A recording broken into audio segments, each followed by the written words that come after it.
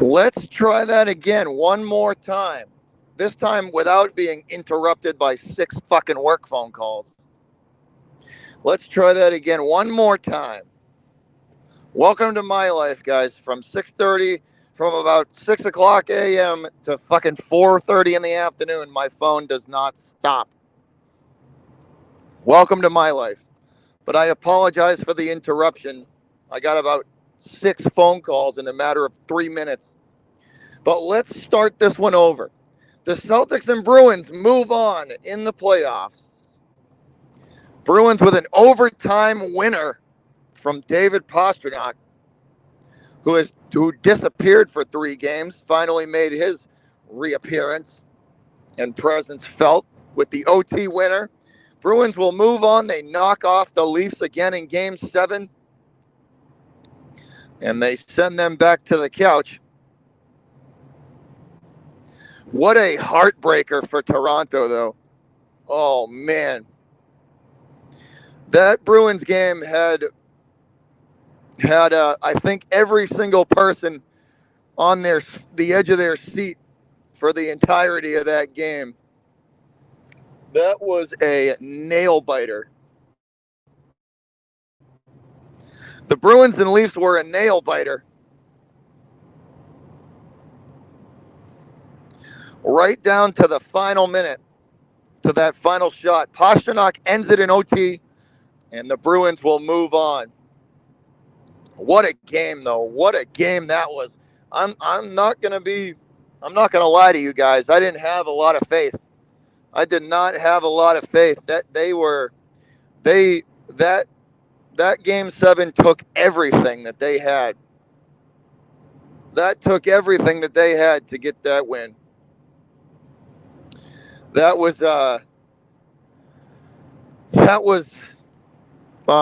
interesting, to say the least. That game, that took everything they had to win that game. I don't know how much. I hope that they're going to get a couple of days of rest because they're going to need it. You could tell at the end of that game, both of those teams were exhausted. You could tell at the end of that Bruins game that both of those teams were absolutely spent. Came down to whoever made that first critical mistake.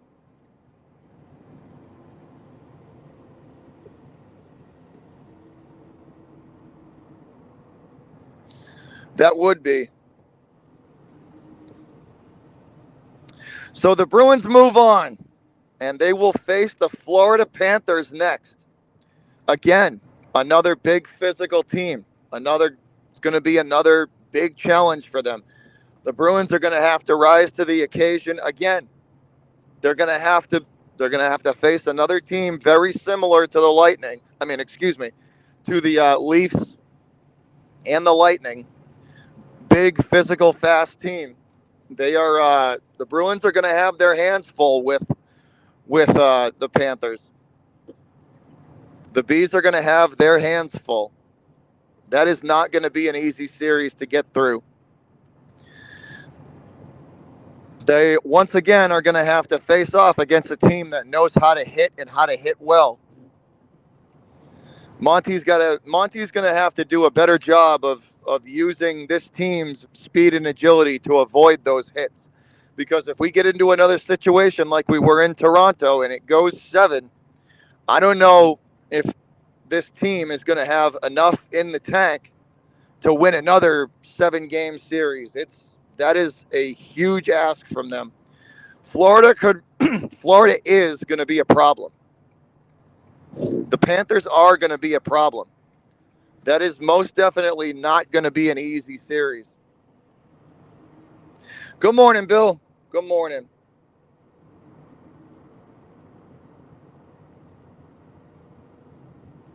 Yeah, they had to. The Leafs are a physical team. The Leafs are a physical team. They had to. If they weren't gonna match hit for hit with that team, they weren't gonna win that game.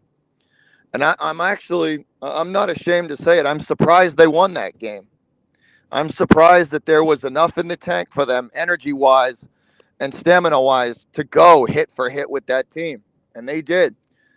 They went hit for hit with the Leafs in that game 7, and honestly, man, I was on the edge of my friggin' seat all game long. That game was going to come down to who made that first, who made the first critical mistake. And I'm not going to lie to you guys. When the Leafs scored first, I thought it was over. When the Leafs scored first, I thought it was over. I didn't know if they were going to have enough to answer back. And little did you know, about 90 seconds later, they answered back. I was surprised. I thought Toronto had all the momentum. I also thought that Toronto made a lot of stupid head-scratching moves before the game. Wall should have been in net. Wall should have been in net. That's a head-scratcher why Samsonov was in net. I don't know, but that's Toronto for you. They know how to fuck up a good thing.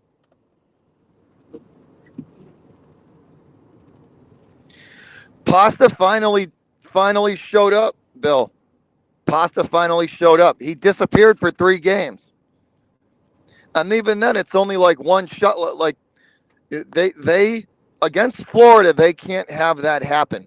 They can't have Pasta disappear for 3 games. They can't have Marchand put goose eggs up, for his stat line. They can't have these major contributors. Charlie Coyle was a no-show for most of that series. They have got to have guys step up and contribute. They can't do what they did in this Toronto series against Florida. They can't do it again. Florida is a big, fast, physical team. They know how to throw their weight around too. And in my opinion, they know how to do it better than the Leafs.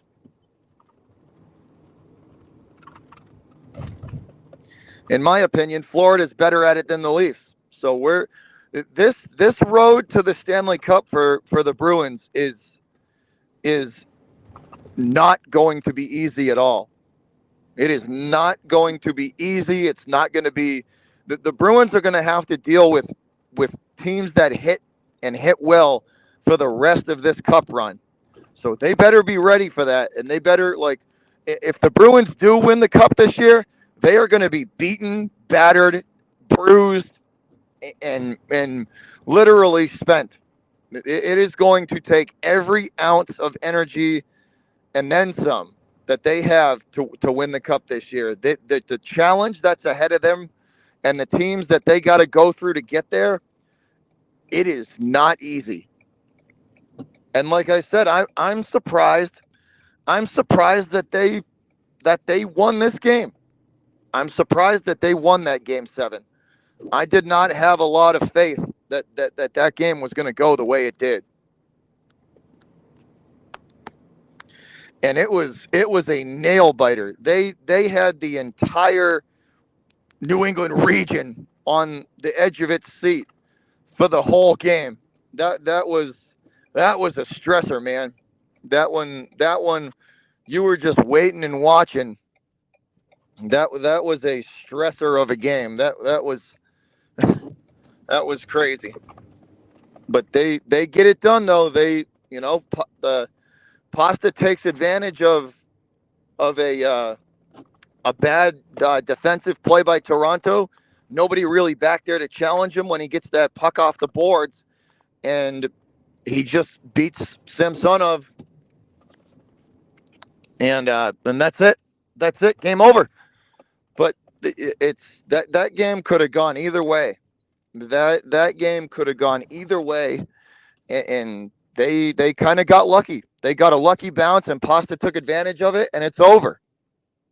But what a heartbreaker for the Leafs. What a heartbreaker for the Leafs. You lose like that again. Lose like that again. Just a heartbreaker.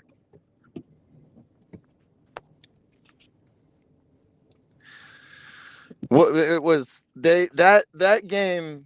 You could just tell from watching that third period, whatever energy they had left, they were gonna put it out there, because the Bruins, watching the post game interviews, they were spent.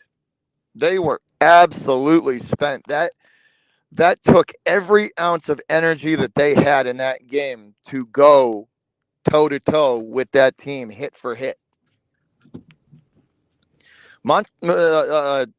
Toronto challenged them. Monty did a good job of Monty did a good job of making sure that he was telling his guy. I think he told. There was a few times where you could see that they wanted no part of the hitting, and they were trying to use their speed to their advantage and kind of out skate and outmaneuver those guys because it was a heavyweight fight with Toronto and the Bruins. That was only going to go one way, and it wasn't the Bruins' way. But but the Bees win. Bruins get the W, and they will move on and continue their chase for the cup. But that was I don't even want to say it was a fun game, but that was a freaking nail biter, man. That was a nail biter. But moving on, the Celtics take care of business as well. Seas take care of business, and they take out the Heat, and they will face the Cavaliers coming up next. The Celtics, in my opinion, truly, the floor for them right now is the Eastern Conference Finals. I don't see any other team uh, realistically challenging them until they get to the finals. If this team, with the way this is laid out, doesn't get to the finals, or at least the Eastern Eastern Conference Finals, then that's a disappointment. Then they underachieved because every other team that's left should not challenge them. The teams that are left for the Celtics should not challenge them. They should be able to take them out in five games or less for the rest of the way. If they don't make at least the Eastern Conference Finals, then they underachieved. And they underachieved because this Celtics team should mow through whatever's left for the competition. I don't think anybody left can challenge them. But I've been saying it for a minute now that the we are more than likely looking at a Celtics Nuggets final because I think Denver is going to go through the West relatively easily as well. Now knocking off Denver for the title, that's that's a different ask because that team is very very good, very good. And I still don't. I think Denver hasn't found its groove yet. They're still trying to figure some stuff out.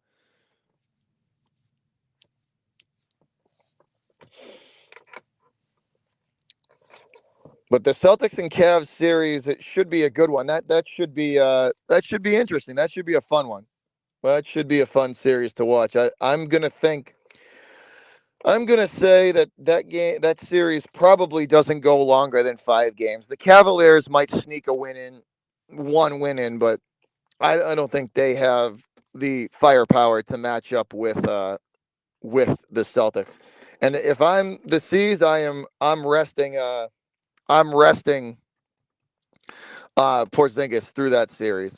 We don't need KP to beat the Cavaliers. We don't need him. We don't need him to beat the Cavaliers. So I would keep KP on the bench and make sure that he is 100% healthy. Because when we do get to the Eastern Conference Finals and the finals, we're going to need him. We are going to need KP at 100% to beat Denver. That's a fact. That's a 100% fact. We are going to need KP at 100% to beat the Nuggets.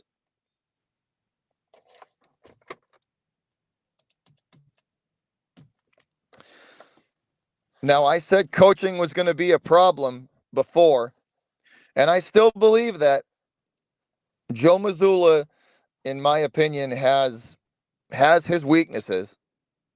100%. He has his weaknesses, so he needs to learn as well.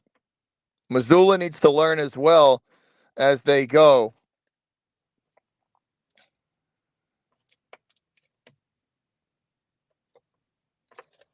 It should be Zach. That should be a fun series.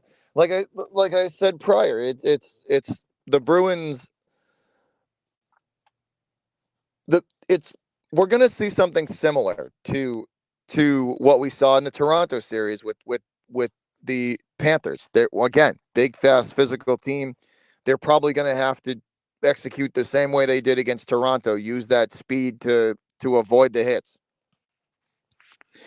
But the Celtics, in my opinion, looking at the competition that's left, have have a pretty good shot at the finals and at the title this year. They have a pretty good shot. This is the best opportunity that they've had and the best kind of setup for them.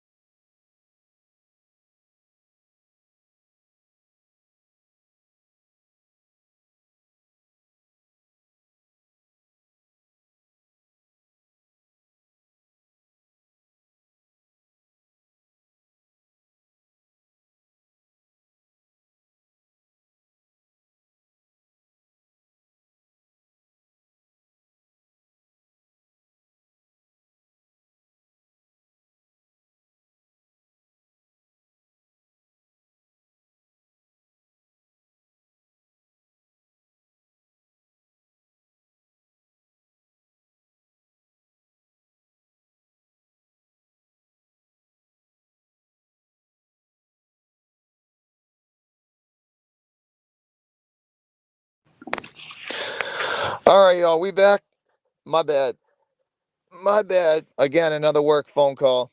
Like I said, my phone doesn't stop from about 6 o'clock in the morning till 4:30 in the afternoon. It doesn't stop. So we're trying. I'm doing this stream a little later than I wanted, but my apologies, guys, if it gets interrupted. It's just welcome to my world.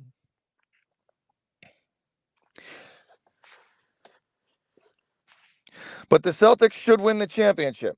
They should. If I had to put a percentage on their chances, I would say 50 to 60%.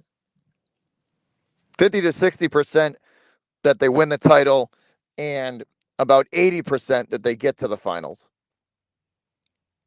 If they don't get to the finals, then they underperformed and underachieved because this team is better than any type of competition that they're going to play. So if they don't get to the finals, it's an underachievement, plain and simple. Underachievement, and they would have disappointed again. They would have been. It's a disappointment if the Celtics don't see the finals, then it's a disappointment, plain and simple. The way it's lined up, there is no excuse for them not to at least get to the Eastern Conference Finals.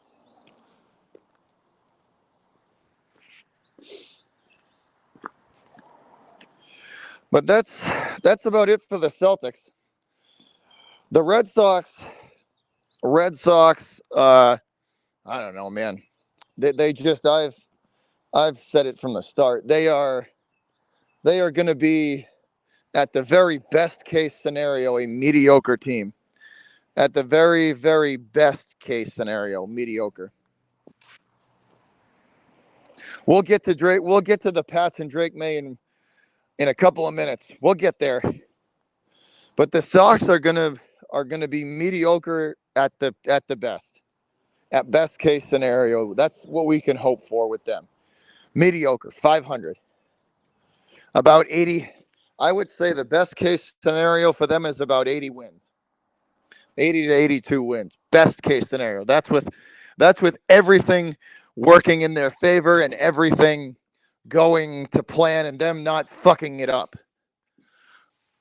But if you ask me how much faith I have in them not fucking it up, very little. Very, very, very little. So I don't know. I don't know about that, but I don't have a lot of faith in them not screwing the pooch. Again, John Henry hired a yes man in Craig Breslow. So we're probably going to end up back in the same spot we were last year, out of the playoffs on the outside looking in, either dead last or second to last in our division, and somewhere between 75 and 79 wins. That's a more likely scenario. Good morning, Asia. Go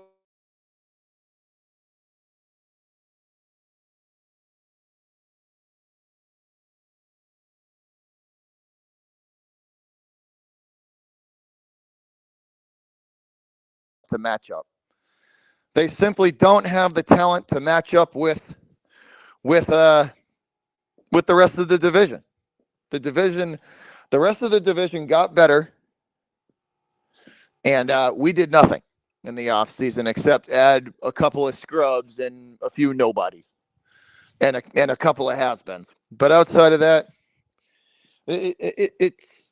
I mean, I don't know how many times I got to say it. The Red Sox. I don't know how many times I got to say it. I feel like I'm a broken record. The the uh, the Sox just it's ownership. If your ownership is not invested in the team,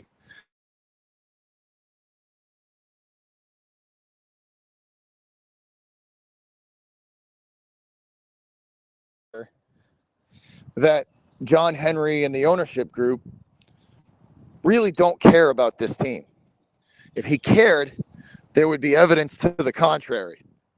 He would be spending. He would be, filling the talent voids that we have in crucial spots, and doing what any good owner should do, trying to put his team back into a spot where uh, um, where they can contend again.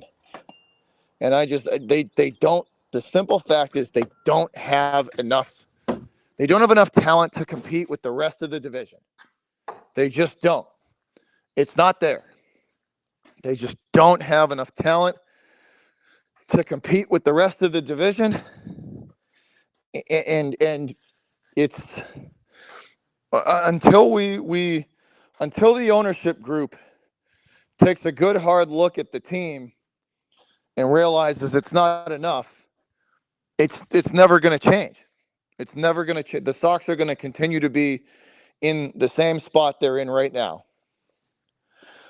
My hope is that John Henry just looks at the team and just says, "I'm just not interested in this anymore," and sells it. That would be my hope. My hope is that Henry looks at the team and and um and just realizes that he don't want it anymore and sells it. That would be my hope. What's up, Anthony?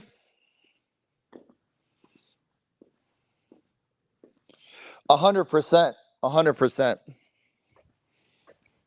Anthony, that Bruins game was a nail biter, man. That Bruins game was a nail biter.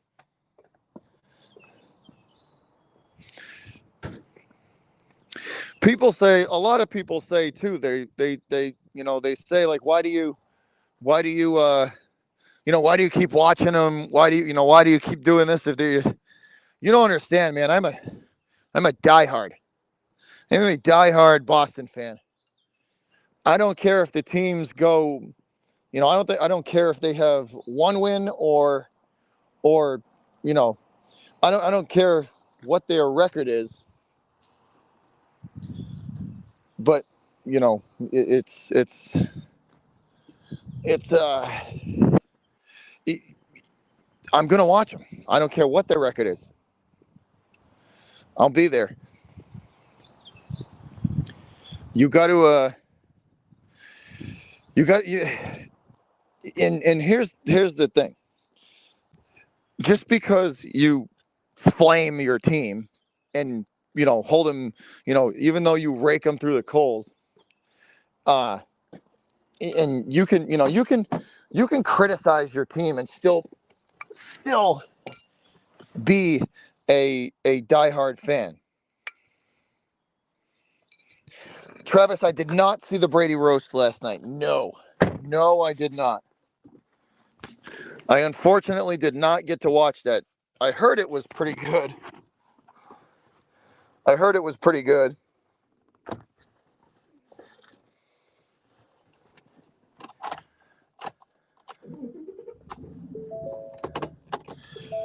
But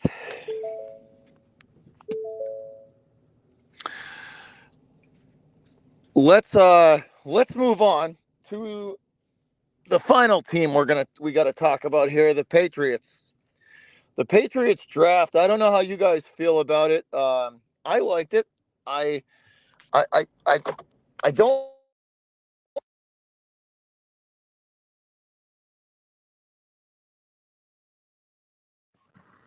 Gambling with the Drake May pick and gambling with the Drake May pick was probably not the route that I would go, but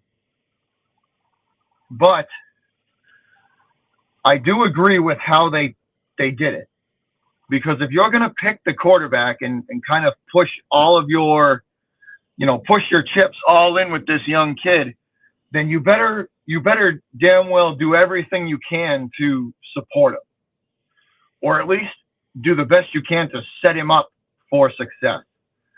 So they drafted Drake May, and then they proceeded to draft two more receivers and a lineman to try and help him out.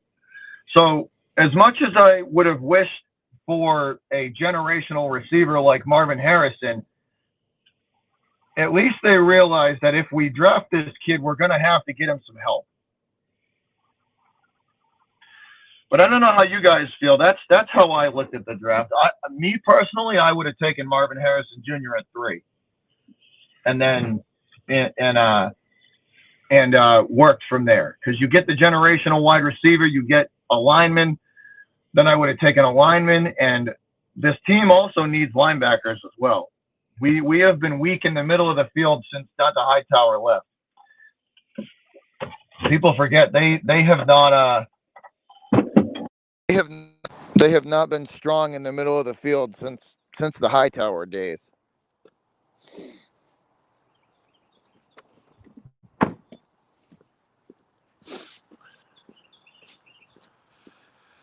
But that's what I feel. That's how I feel. I don't know how you guys look at it. I don't mind the Drake May pick. I just feel like they just pushed all of their chips in. They went all in with the Drake May pick, and they just got to hope that it works out. They got to do everything and anything they can to support the kid and make sure that he's not set up for failure.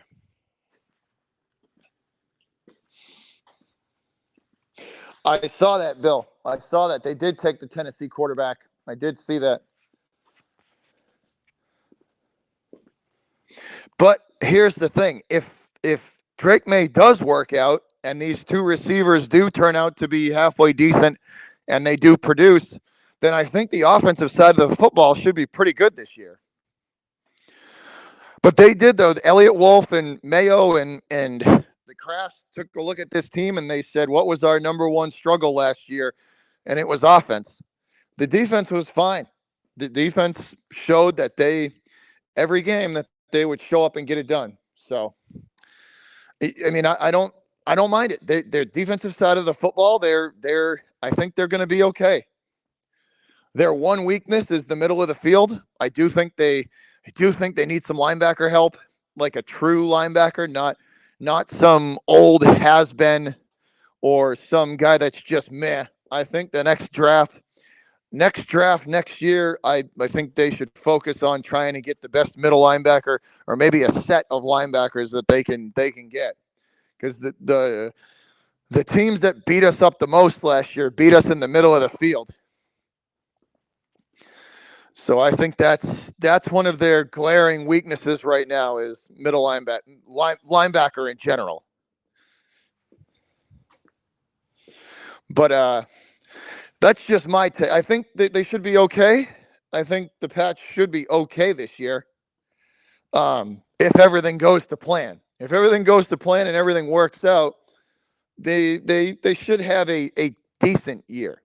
Decent. But if it falls apart and they made the wrong pick, then we're looking at another ugly season like last year.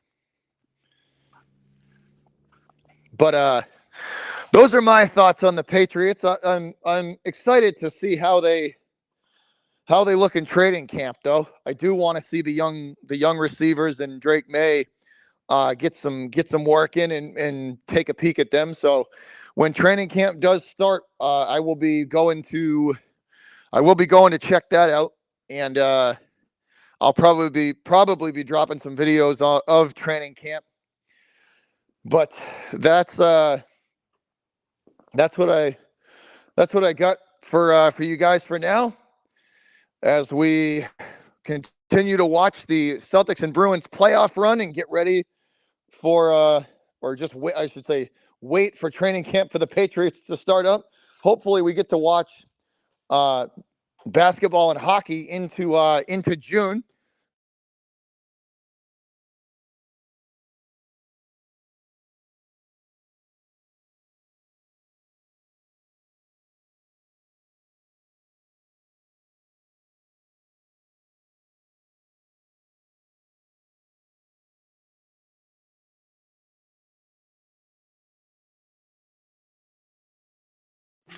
All right, y'all, we're back. My bad, work phone call again. But that's all I got for you guys. Hopefully we get some basketball and some hockey into June, which means that both teams would be in the finals. That would be fun. That hasn't happened in a while. But to have the Celtics and the Bruins both be playing for championships would be nice. That would be nice. We haven't had a duck boat parade here in a minute, and it would be nice to have another one. It would be nice. But that's all I got for you guys today. Everybody have yourself a good Monday morning, and I will check back in with you guys again soon. Let's go Bruins. Let's go Celtics. And we'll see you guys on the next one. Peace.